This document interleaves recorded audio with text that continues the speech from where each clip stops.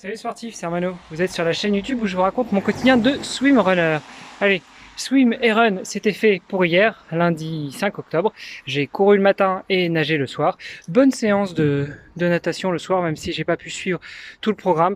Oui, l'entraîneur propose un programme pour les plus rapides du groupe et je suis encore très loin d'être le plus rapide du groupe. Donc, j'ai dû élaguer un peu. Bon, faut dire aussi qu'on a que une heure et quart pour caler 3000 mètres en mode reprise de la natation, ce qui est mon cas. C'est parfois un petit peu difficile. Donc, environ 8 km hier matin, tout tranquille, en endurance fondamentale, environ 2005 de natation hier soir, avec un peu plus d'appui et puis surtout beaucoup de battements. Donc c'est quelque chose que je déteste autant que le dos, mais il faut bien travailler tous les groupes musculaires pour pouvoir progresser plutôt que performer.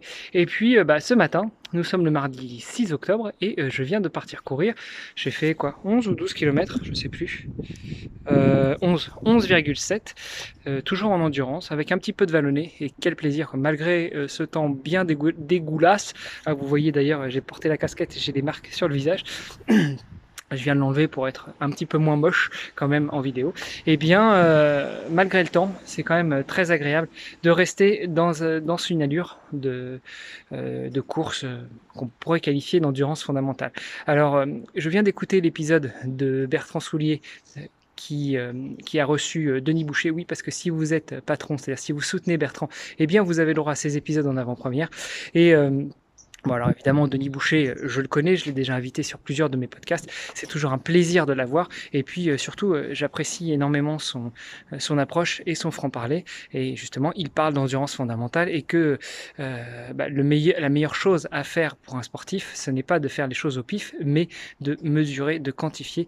Donc pour ça, il va falloir bien entendu passer par des étapes de tests.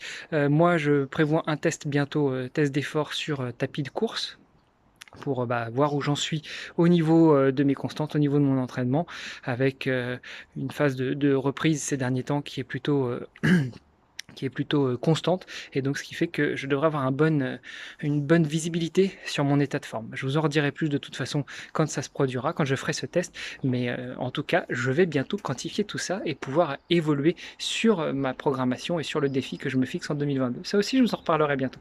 Voilà, allez, pour aujourd'hui, eh bien, ce sera tout. Maintenant, je file à la douche, au boulot, et puis passer un peu de temps avec la famille aussi. Allez, salut les sportifs!